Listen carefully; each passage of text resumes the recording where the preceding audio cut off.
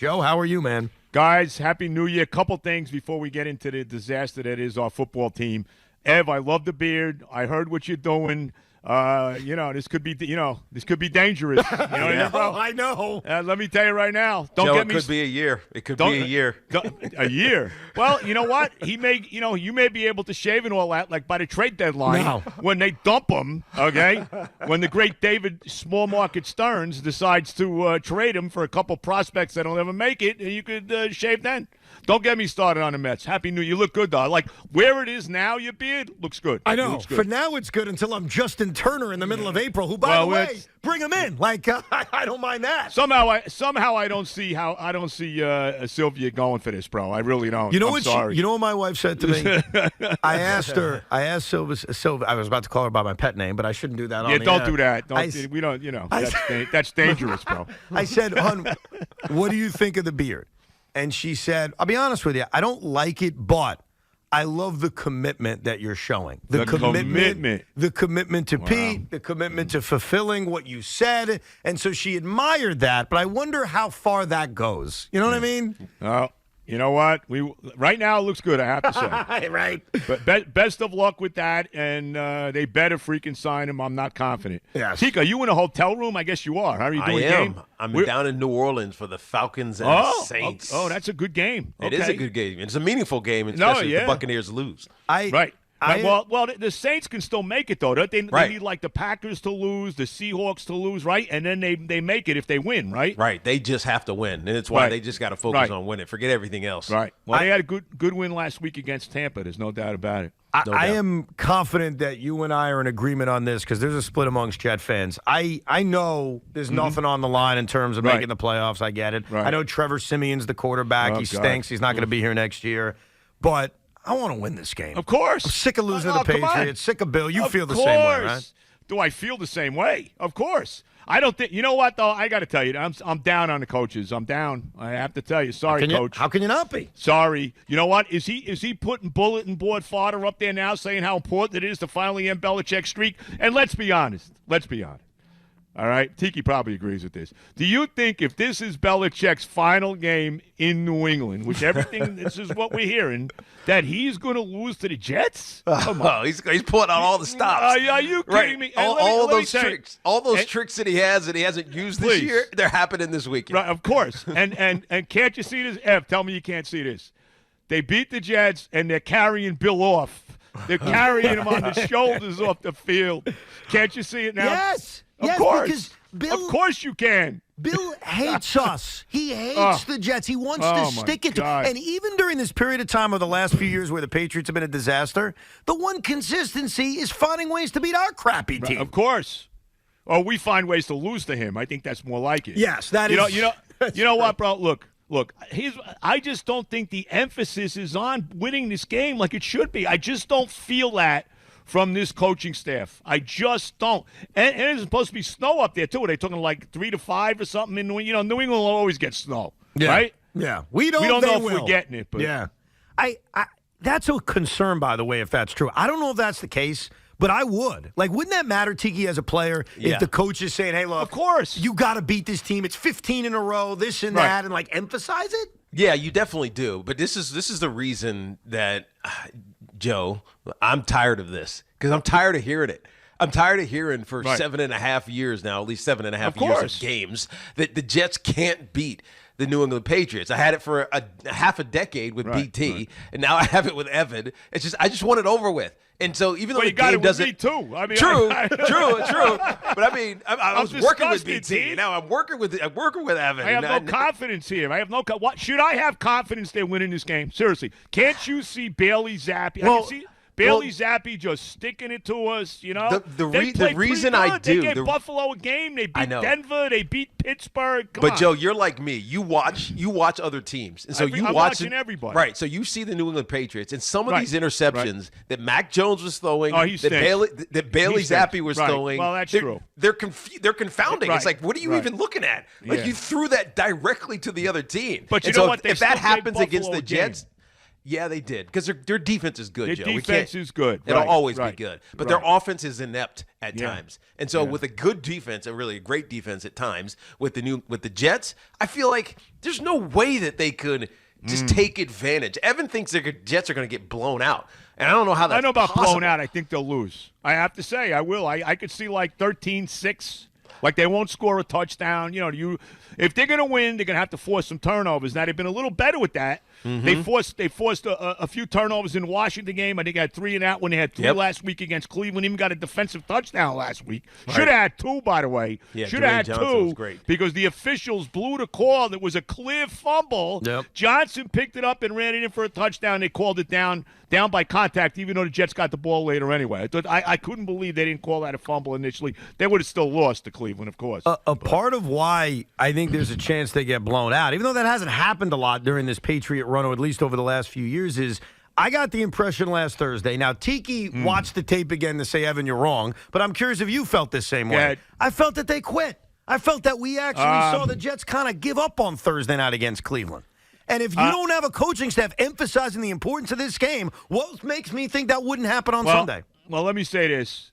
After Cleveland walked right down the field on the first drive for a touchdown, and then we came back and scored a touchdown on our first drive, which I almost had a heart attack. I was like, what's going on here? That was the only one. That was the only one all year. That's the only one we've had all year, opening drive touchdown. Yeah. But That's then when crazy. they came back on the next drive right down for a touchdown again, I'm like, uh-oh. Look, the defense didn't play well in this game. I mean, let's be honest. They got beat up but they a didn't little quit, bit. Joe. But, Joe, they didn't quit, right? Remember, they held, and if it wasn't for the pick six, you're still in the game. The pick six was big. You're right. The pick six was then big. ultimately, maybe there was a play or two where Sauce thought he was going to get clipped by C.J. Mosley, so he just pulled up a little bit and allowed Njoku Sauce to do should whatever. be on Njoku. Tiki, come on. Can we put some – they got one guy. Cooper's not playing, okay? And then I got to hear after the game he was going to travel with him, but he didn't play. Yeah. You got Njoku killing him. The one guy killing. He's open from here to Cincinnati. He was open. Right. Let me put Sauce on this guy? Can I do that? Why I don't not? know, man. Sauce is a small guy compared to David But still, Njoku. let me put my best cover guy on him at least. Yeah, okay? But my point to Evan, though, when he asked about whether or not they were not trying hard, I looked at the second half, right? The game was out of hand. They easily could have just laid down. And it was like 3 and out, punt, 5 and out, punt. They didn't really do anything other than, I think, one field goal drive that they went on. So the Jet defense. Well, he missed one, too. He got one blocked. True. They blocked one on true. But I didn't think they quit. I felt like they just weren't good enough. One thing. Let me just tell you this too. This makes me crazy. They got to stop blitzing, Teak. I'm sick and tired of watching guys like Joe Flacco, and God bless him. I hope Cleveland goes to the Super Bowl. I think I'm betting that. Ev, I think I'm betting that. I'm thinking about it. They got a great defense. How much do you want to see the Ravens and the Browns in the divisional round? That'd be great. Tremendous, yeah. But right. But anyway.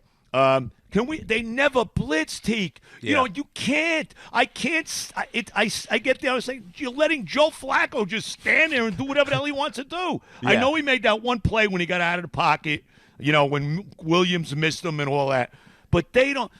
They have to stop blitzing. I'm sorry. Well, I'm sorry. I mean, the challenge with blitzing, especially late in seasons, is you haven't done it a lot, and so you're asking guys. Behind the blitz. Forget what the blitz scheme is, because that's one thing. Right, It's guys behind the blitz to do things that they haven't done a lot of, and so you're just vulnerable.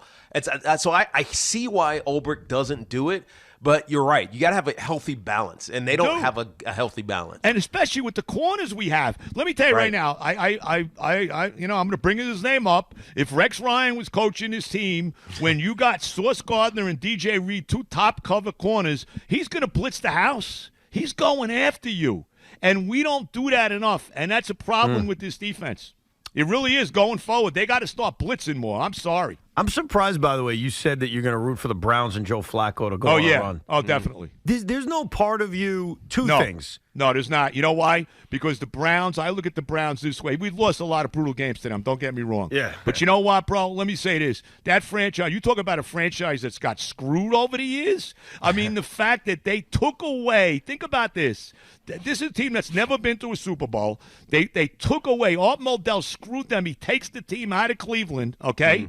They have have no team for 4 years, whatever it is. They have Belichick as the coach, but because all this crap is going on, he winds up being, collateral damage with all of that. Okay, so he goes.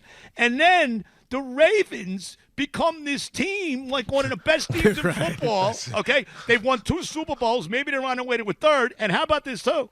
Ozzie Newsome, one of the great Browns of all time, is the GM of the Ravens, and he's one of the best there is. No, that's a team that I feel for them, bro. That's a good point when you put it that way. Right, the Ravens don't lose. Teak, am I right? No, you're right. You're right about everything you said. I think the petty part of me gets jealous. If they get to a Super Bowl, we have to look at the Cleveland Browns can get to a Super Bowl, and we can't. I thought you were going to say, Evan, what, though? I thought you were going to say, Evan, this was Flacco hate. Because it's not as much that he started 8 games or 9 games for you guys, got 1 win. Yeah, the Flacco thing though is if they would have brought Joe Flacco in now, I don't know how much different would have been. Like about behind this offensive line, the statue that he is. You know what though? But let's be honest, bro. It's more than that too. It's coaching too. Of course, Stefanski's a good coach. Yeah, the job that he has done. He's had 4 freaking quarterbacks there. He had Watson. He had Walker. He had the other guy with the kid from UCLA. I can't think of his name now. Dorian Thompson-Robinson. Right, exactly. Thank you, Teak. He's got he's got Flacco now, and this guy's won 11 games. By the way, did you hear? And they're dangerous. That's a dangerous football team. No doubt. If they win over the weekend, they're starting Jeff Driscoll at quarterback. They'll be the first team ever to have 5 quarterbacks. 5 quarterbacks win a game in a season. Wow. It's never happened in the history. They probably of the sport. will. I mean, I don't know where Cincinnati is now. I mean, I give Zach Taylor credit too because he had them hang in for a while with Browning. And, they gave Kansas City a tough game last week, but the Chief defense is good. All of that is disturbing. Think about it. All these teams hung in there when their quarterback went out. Bro, and look at this mess that we stared at all season long. Look, I've said this. Joe Douglas, to me, takes the biggest hit for what happened this year. It was malpractice that when Aaron Rodgers went down that he did not immediately sign a veteran backup quarterback. And that's the bottom line. They went with Wilson, and it came back to kick him right in the rear end again. And I put it on Joe Douglas. That's the biggest – and the biggest move that they make in the offseason is signing – that backup quarterback. It's right up there. It's fixing the offensive line, which has to be a priority because that's the other thing he's failed on. I mean, this offensive line stinks. Well, Vera Tucker gets hurt all the time. That's a big issue. Yeah. They lost McGovern, the guy who played every snap. Now he got hurt, but still, they got to fix the line. Yeah, and he also drafts Mekhi Becton. He finally plays. He stinks. He signs See you. Signs Laken Tomlinson as a free agent 2 years ago. He stinks. Yeah. I mean, he just hasn't. He plays. He doesn't have. He does. He just doesn't play well. Right. That's the problem. Right. For the other side of Jet fans, because there's a lot of them. Yeah. I'm not one of them, but I want to ask you about them. They say, why would you want to win a game when we need a better draft pick? Please stop. Where are we going? We're 8 now. Where are we going? To 6? I mean, who cares? Right. And who are you drafting? Matter. You're not drafting one of the quarterbacks, so what's it matter? We're not getting the first pick in the draft. We're not getting Marvin Harrison. I mean, we're probably not getting the top offensive lineman there is. So, stop. You want to lose to the Patriots again? Come on.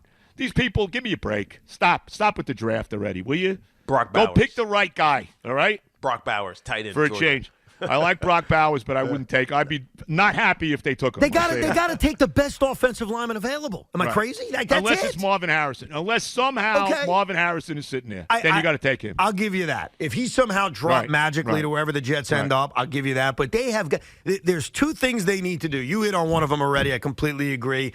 Signing the backup quarterbacks. I mean, one of the most important moves they make. No question. But they've got to fix this offensive line. Yep. And Joe Douglas has failed at this for years. Yeah, they do. That's got to be the number one priority. There's no doubt about that. That'll be the number 1 draft choice, like I said, unless Harrison is there. And I will throw this out there too. I don't know where he's going to. We talked about this to Tika and Evan. We talked about this. Tua Tagovailoa's brother. Okay, he's going into the draft. He didn't play in their bowl game. Yeah, all right, Talia. How do you say his name again? Talia Tagovailoa. If he's sitting there, I know we don't have a 2nd round pick. If he's sitting there somewhere in the 3rd round or something like that, I got to take a look at this guy. I really do. I kind of forgot about him coming out because he had a pretty good career in He had Maryland. a good career, and he played for I don't know if he played all 4, but he definitely played 3 years there. Yep. He played good competition in the Big Ten and all of that. I would take a shot at him, bro. I would if he's there in like the third round or something like that. I don't know if it will last for that long. I don't know. The reason not that I'm against ever taking a quarterback, but the reason I'd almost forget about it is, doesn't it seem like in the NFL now, every year or two, veteran quarterbacks just become available? Mm-hmm. And wouldn't you almost rather go down that route after Aaron Rodgers retires, as opposed to just I would like to see my quarterback be I like to have my own Patrick Mahomes. You know what I'm saying? Well, ideally, but can they ever do that? So that right? And instead of having the next veteran, because we've been doing this forever. I mean, how many guys have there been? Where do I start? Where do I start? Vinny, is Boomer? Where do we go? Neil O'Donnell? But Joe, to contrast that, what about all the young guys that they've drafted that of course. I understand it's the same thing. I understand that. But I think a lot of it, too, is coaching, bro. I think the biggest issue we have, is the coaching. That's it. When we talk about it, I see all these other teams. Well, Mike Tomlin, remember this fantasy a few weeks ago? Mike Tomlin was in Pittsburgh. Yeah, I love that. All right, come on. Now they're basically going to probably make the playoffs. They've already clinched another winning season. He's had his quarterbacks this year. Everybody's getting rid of him. Kenny Pickett, Mitch Trubisky, and now Mason Rudolph, who he's now won 2 games in a row with, and probably beat Baltimore tomorrow with with Lamar not playing. You think they're getting rid of him now? 17 straight years with a winning season, right? No right? Chance. What no a chance. What a joke. Mason Rudolph hasn't played in 3 years. Last time we saw him was that whole Myles Garrett thing. He looked great in that game against the Bengals. In a game against the Bengals 2 weeks ago, I didn't see last week's Steeler game, but the Bengals game, he was good enough to win. He was good enough to win last week, and that's all you need. Right. Yeah, he was. Their defense is okay as well. In Seattle, a tough game. Yeah. So I think we discount a lot of it too much, the coaching circumstances. No question. From a head coach to the positional situations that teams find themselves in, it makes the biggest difference in the world. I think it's the biggest issue with the Eagles this year. They lose their both coordinators. Yeah, right. That's right. They don't hire the right matches, Good and point. all of a sudden they just don't feel like the same offense. And it felt like it's been that way all season long. Where do you? By the way, how about how they hosed the Lions in that game? How about how they handed Dallas that game the other night against Detroit? Yeah, we keep trying to make that go away, but it keeps coming back up because now Dan Skipper's saying, "Dude, what are you talking about? I didn't even talk to him. I didn't say a word to him." I mean, come on. The NFL in that moment, Joe, felt fixed. It really did. It felt like professional wrestling with the way that went down. That was. They basically handed the division to the Cowboys. That's what they did. Unbelievable. The refereeing is just terrible. By the way, again, going back to Cleveland, I would love to see the Cleveland Lions Super Bowl.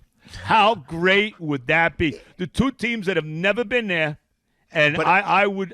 In fact, I'd almost but Joe, Evan you'd probably would be make tortured. a lot of money on that. Yes, Evan would be tortured. You know why Evan would be tortured? Because Evan feels like the Lions and the Cleveland Browns are the Jets. Yes. Right? And so why do they deserve to be out of it? You know what, though? Here's my feeling. Maybe that embarrasses him a little bit. Maybe that wakes this franchise up. That's it. That's buried in wherever they're buried, bro. I get what you're saying. You know what I mean? The problem they need shaking up a little bit here. They do, but I don't think that's going to do it. And honestly, that whole week, like as happy as I'd be for those in Detroit and Cleveland, because you're right about all that they've suffered through. I'm not arguing that. But I'd be jealous of it. Like, wait a second, those franchises get to a Super Bowl and we still can't? Well, we're still the losers that can't get back to a Super Bowl for the first time in 1,000 years? And I got to tell you, I'm not confident about next year either. I don't have that animosity with the Lions and the Browns, as you know. But I'm not confident.